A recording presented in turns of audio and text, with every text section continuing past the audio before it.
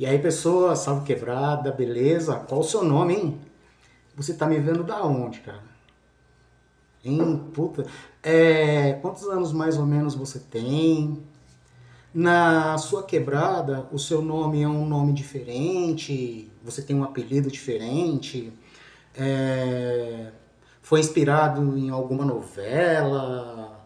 De repente, algum jogador de futebol? O seu nome é comum? Você sabe me dizer qual é o nome mais comum registrado no Brasil nos últimos 100 anos? Se você não sabe, fica aí que eu vou te contar agora, tá bom?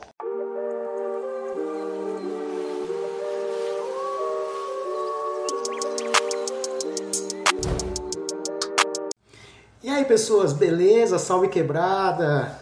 O negócio é o seguinte, gente. Hoje a gente vai falar sobre o prenome, né? O seu primeiro nome. Sei lá qual é o seu nome. Seu nome é Pedro? Mateus? Não sei, né? Ana? Juliana? Bom, enfim.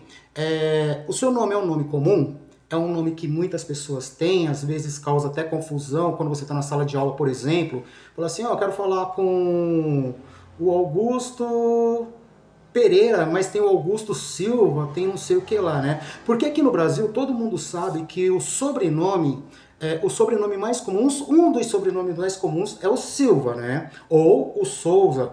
Quando existia ainda a lista telefônica, era metade da lista era de Silva ou de Souza, né? E os nomes também, na maioria das vezes, são muito parecidos, né? O primeiro nome geralmente é muito igual, dependendo do ano que você nasceu, dependendo da cultura da sua família, enfim, né? O que estava na moda naquele momento lá. Então é isso. Então, às vezes, talvez até por isso mesmo, em algumas quebradas aí exista aquele papo do apelido, porque fica muito mais fácil você chegar e falar, ah, o fulano de tal lá, o Zóio, ou Verruga, ou sei lá, qualquer coisa, do que chamar pelo próprio nome, né? Porque às vezes com tanto nome parecido, com tanta gente com o mesmo nome, fica até difícil distinguir quem é quem, tá certo? Então nesses últimos 100 anos, aqui no Brasil, desde quando existiu o IBGE, e muito antes do IBGE ainda, né?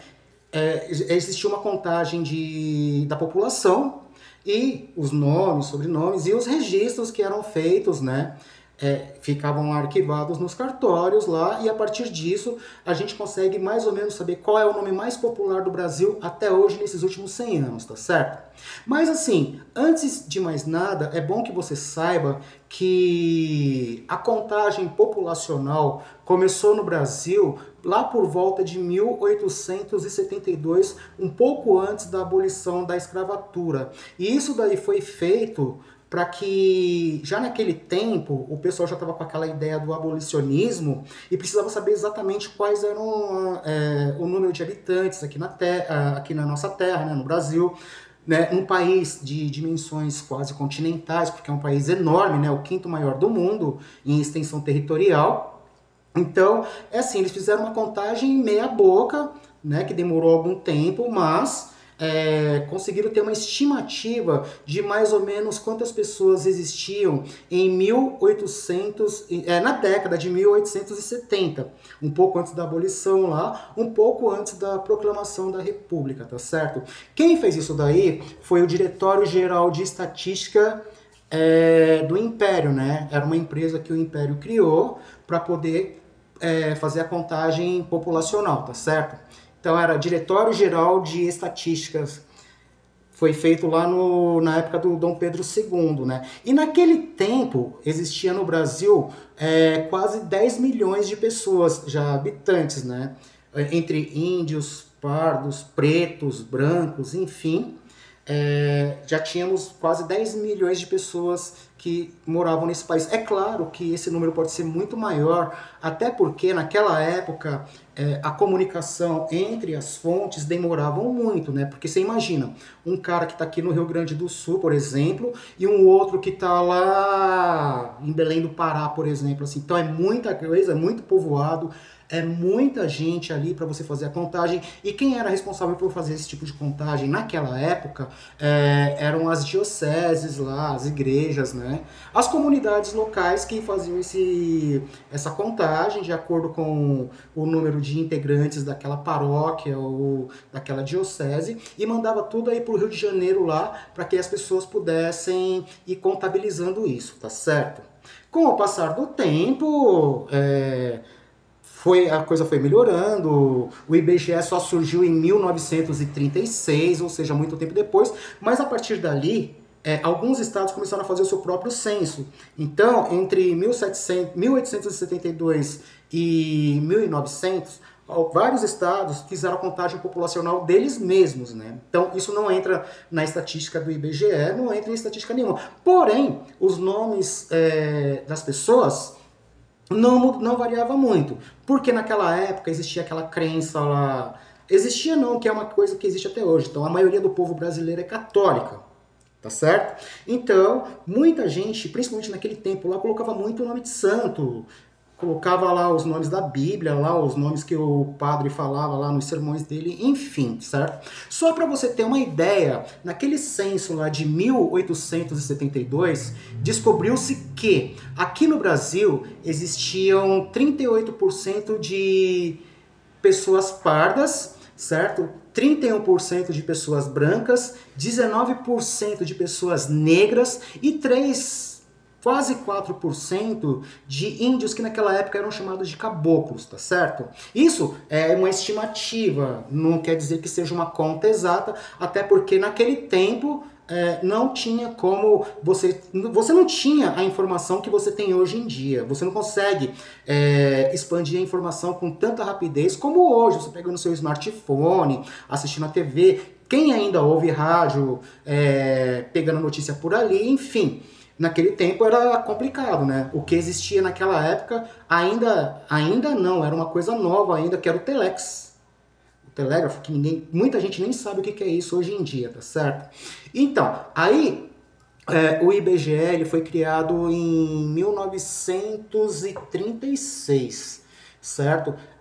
O Brasil já era uma repúblicazinha, era nova república ainda, então já existia aquela necessidade de você juntar o Brasil de ponta a ponta, até porque naquele tempo o Brasil ainda tinha 4 territórios e não eram os 27 estados, o Distrito Federal nem existia ainda, tá certo? Eram alguns territórios que depois foram agregados ao país e hoje em dia são estados. Porém, as distâncias eram enormes. Se hoje em dia, para você sair de um determinado lugar e ir para outro, parece ser longe, naquele tempo era pior. Porque não existia avião, muitas vezes não dava para você ir de barco, você ia no lombo de um cavalo, ou você ia no lombo de um jegue mesmo lá, e boa sorte lá, vai desbravar o mundo, que nem os bandeirantes fizeram quando aqui chegaram, tá certo?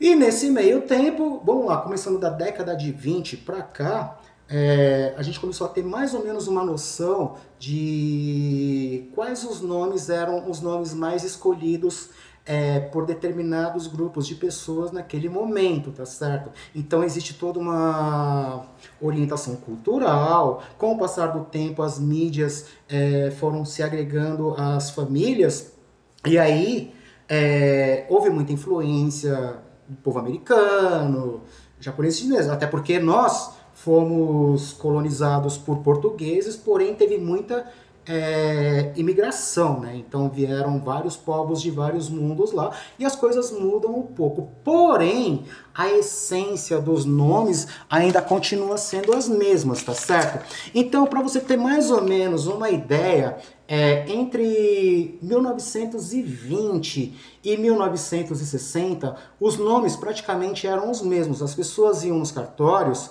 e elas registravam as pessoas mais ou menos com os mesmos nomes. Então, para homem era José, João, Francisco, né? E para as mulheres era Maria, Ana e às vezes Isabel, Beatriz, esses nomes assim, tá certo? E essa tendência, ela se manteve entre os anos 20 até mais ou menos os anos 60, que aí as coisas começam a mudar um pouquinho mais, tá certo?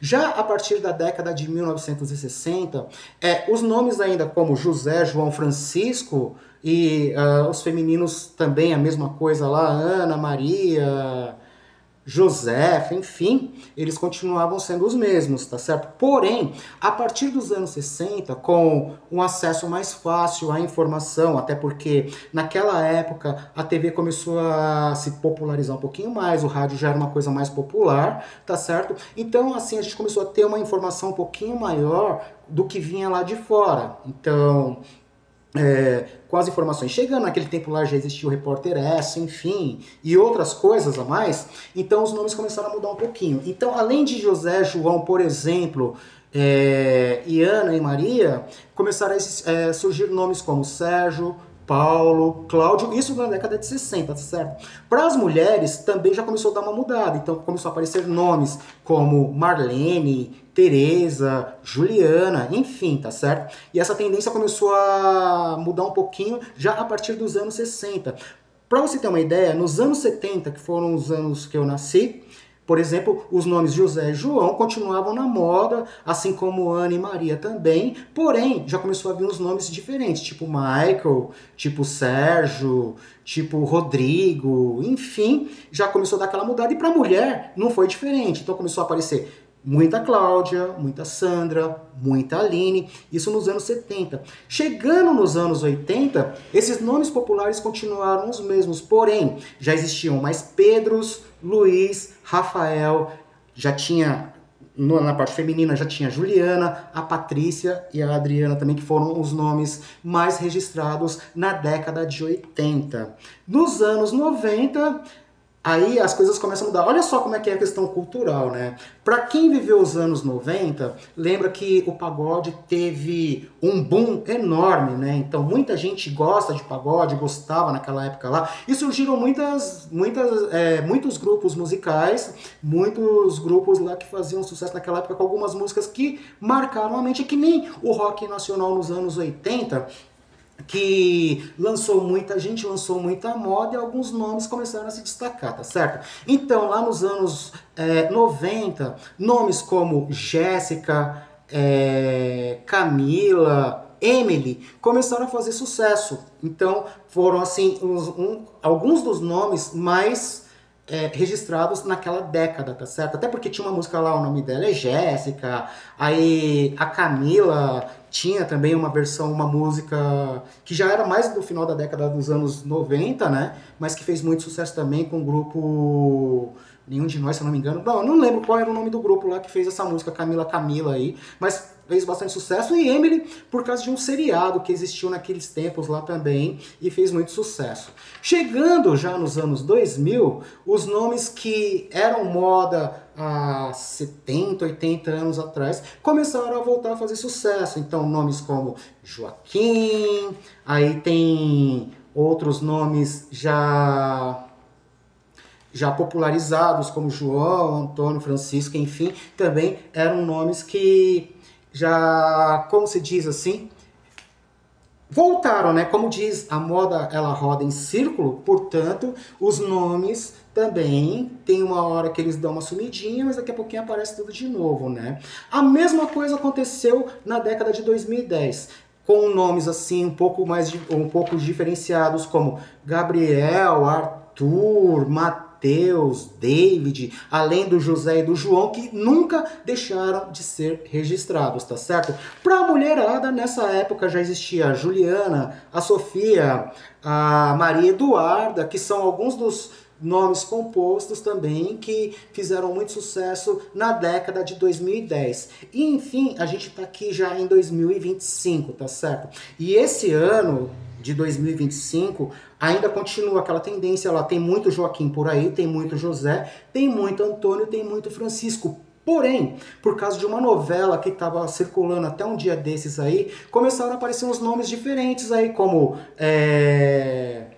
Miguel, Arthur, Miguel, essas coisas todas assim já existia, mas também começou a surgir o Ravi, o Gael, certo? A Helena, a Valentina, entre outros nomes, tá certo? Mas tudo isso são influências do meio cultural aonde a pessoa está presente naquele momento, os pais, mães, avós, enfim, e a própria mídia que acaba influenciando de alguma forma nos nomes mais comuns. Porém, nesses últimos 100 anos, ou um pouquinho mais que isso, os nomes mais comuns ainda registrados pelos cartórios do Brasil afora ainda continua sendo José, João, Francisco, e para as mulheres Maria, Ana, certo? E Isabel também.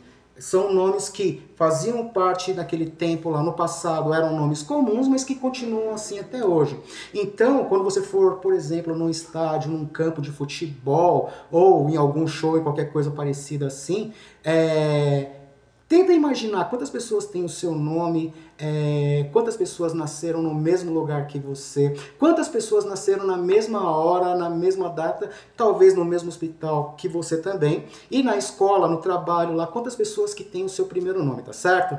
Esse é o vídeo dessa semana, muito obrigado pela audiência, se você puder, dá uma força aí, ó, dá uma curtida no nosso vídeo, comenta se você conhece algum nome exótico também, que depois a gente vai falar sobre isso daí também. E se você puder e quiser ajudar, se inscreve no nosso canal. Custa nada, é de graça para você e a gente fica muito felizão, tá certo? Um grande abraço e até a próxima!